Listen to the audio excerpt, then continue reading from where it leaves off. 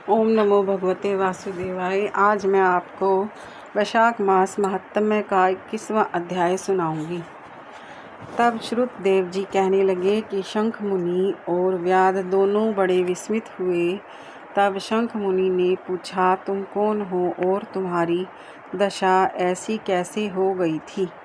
हे सौम्य, किस कर्म से तेरी ऐसी शुभ बुद्धि हो गई और अकस्मात तेरी मुक्ति कैसे हो गई?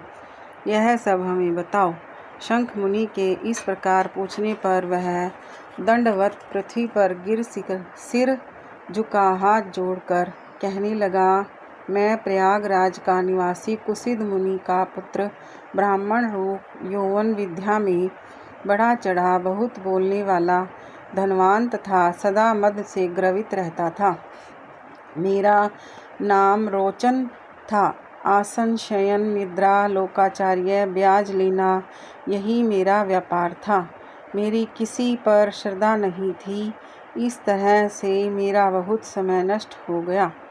वैशाख के महीने में जयंत नाम के ब्राह्मण भगवान के प्यारे वैशाख मास के धर्म की कथा सुनाया करते थे। जहाँ चारों वर्ण के हजारों स्त्री पुरुष प्रातःकाल स्नान व मधुसूदन भगवान का पूजन कर कथा सुनते थे। मैं उस सभा में पगड़ी पहन पान चबा वहाँ का कौतुक देखने को जाता था। वहाँ जाकर कभी हंसी कभी निंदा करता। ऐसी लोक बातों से सब श्रोताओं का मन चलायमान हो जाता। उसी दोष के कारण मेरी बुद्धि नष्ट हो गई, आयु क्षीण हो गई और 14 मनवंतर तक भयंकर नरक में रहा और 84 लाख योनि भोग कर अब मैं इस विशाल वृक्ष की खोटर में महाक्रूर सर्प की योनि पा निवास कर रहा था। हे विप्रेक्षे, अपने पूर्व जन्म के कर्मों के फल से 10 सहस्त्र वर्ष से निराहार निवास कर रहा था कि दैव योग से आपके मुख कमल में निकली कथा को चक्षु गोलक द्वारा सुनने से मेरे सब पाप दूर हो गए और सर्प योनि छोड़ दिव्य देह धारण कर आपकी शरण में आया हूँ। मैंने तो कहीं कोई उपकार नहीं किया, फिर सज्जनों का संग कैसे हुआ? अब आप मेरे ऊपर अनुग्रह करो, जिससे धर्म में मेरी बुद्धि हो, सुंदर गति मिले और सचरित्र साधु महात्माओं की संगति मिले, विष्णु भगवान में प्रीति हो और उनको कभी न भूलूं। इस प्रकार अनेकों स्तुति कर हाथ जोड़ सिर झुका वह मुनीश्वर के आगे चुपचाप खड़ा रहा।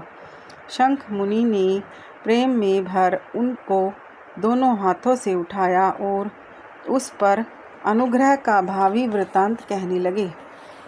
हे द्विज, वैशाख मास और विष्णु भगवान का महात्म्य श्रवण करने से तेरे सब पाप नष्ट हो गए हैं। तू कर्म में अति वाहक लोगों को जाकर फिर दशार्ण देश में ब्राह्मण के घर जन्म लेगा और वेद शर्मा नाम से प्रसिद्ध होकर सब विद्याओं में विशारद होगा। प्रत्येक जन्म में तेरी अत्यंत जाति स्मृति होगी। निर्द्वंद, निष्प्रह, गुरु भक्त और जितेंद्रिय होकर उस जन्म में तू सदा विष्णु भगवान की कथा में तत्पर रहेगा और वैशाखोक्त विषय के अपधर्म करेगा।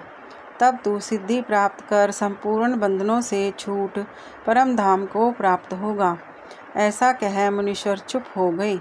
तब व्याध को देख वह पुरुष मुनीश्वर से कहने लगा, आपने मेरे ऊपर बड़ा अनुग्रह किया, जिससे मेरी दुष्टि योनि जाती रही और उत्तम गति मिली। ऐसा कहकर वह परिक्रमा दे आज्ञा ले स्वर्गलोक को गया। हे राजन, तब संध्या को जाने पर शंख मुनि ने व्याध को संतुष्ट हो सायंकाल की संध्या कर विष्णु भगवान के अनेक अवतारों की कथा सुना।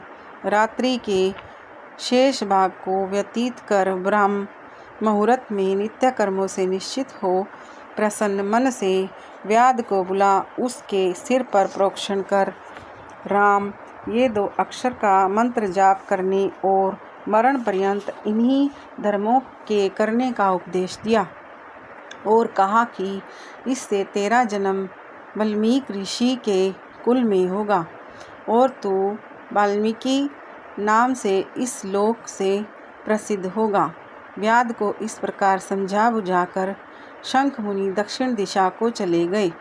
व्याध भी थोड़ी दूर तक, जब तक नेत्रों में से ओझल न हुए, उनके पीछे गया और शंख मुनि को देखता रहा।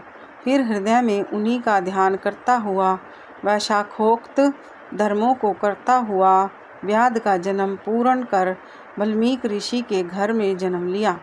एक सरोवर के किनारे कृणु नाम के मुनि दुस्तर तप करते थे, जिनके शरीर पर बहुत काल में सर्प की बांबी बन गई थी। इसी हेतु से उन्हें वाल्मीकि ऋषि भी कहने लगे। फिर तप के अंत में जब कृणु ऋषि के कानों में स्त्रियों के प्रिय शब्द सुनाई देने लगे, तो उनका चित्त चलायमान होने लगा और एक भील जाति की स्त्री को ला वाल्मीकि नाम का पुत्र उत्पन्न किया। हे राजन, वह वाल्मीकि संसार में बड़े यशस्वी और विख्यात हुए। उन्होंने सर्व कर्म बंधनों को काटने वाली मनोहर छंद में राम कथा रचकर प्रसिद्धि प्राप्त की। श्रुतदेव जी बोले, इसी प्रकार वैशाख मास में व्याध के सिर्फ जूता दान करने से दुर्लभ ऋषित्व प्राप्त हुआ। जो कोई इस रोमांचोत्पादक, इस पापनाशक आख्यान को सुनेगा तथा औरों को सुनावेगा, उसे मोक्ष प्राप्त होकर उसका जन्म संसार में फिर नहीं होगा। ओम नमो भगवते वासुदेवाय। यह था वैशाख मास महात्म्य का अध्याय।